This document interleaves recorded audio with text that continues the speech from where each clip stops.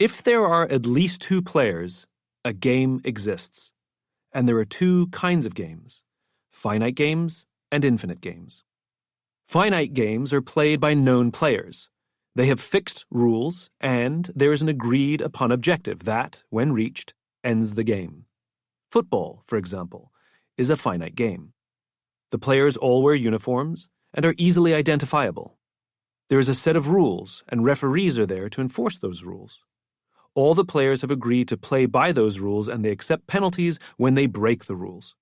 Everyone agrees that whichever team has scored more points by the end of the set time period will be declared the winner, and the game will end, and everyone will go home. In finite games, there is always a beginning, a middle, and an end.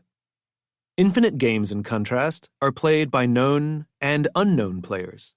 There are no exact or agreed-upon rules. Though there may be conventions or laws that govern how the players conduct themselves, within those broad boundaries the players can operate however they want. And if they choose to break with convention, they can. The manner in which each player chooses to play is entirely up to them, and they can change how they play the game at any time for any reason. Infinite games have infinite time horizons, and because there is no finish line, no practical end to the game, there is no such thing as winning an infinite game. In an infinite game, the primary objective is to keep playing, to perpetuate the game. My understanding of these two types of games comes from the master himself, Professor James P. Carse, who penned a little treatise called Finite and Infinite Games, A Vision of Life as Play and Possibility in 1986. It was Carse's book that first got me thinking beyond winning and losing, beyond ties and stalemates. The more I looked at our world through Carse's lens of finite and infinite games, the more I started to see infinite games all around us, games with no finish lines and no winners. There is no such thing as coming in first in marriage or friendship, for example. Though school may be finite, there is no such thing as winning education. We can beat out other candidates for a job or promotion, but no one is ever crowned the winner of careers. Though nations may compete on a global scale with other nations for land, influence, or economic advantage, there is no such thing as winning global politics.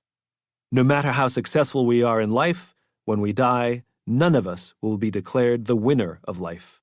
And there is certainly no such thing as winning business. All these things are journeys, not events. However, if we listen to the language of so many of our leaders today, it's as if they don't know the game in which they are playing.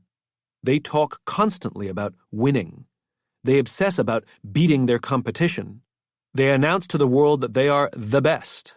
They state that their vision is to be number one. Except that in games without finish lines, all of these things are impossible.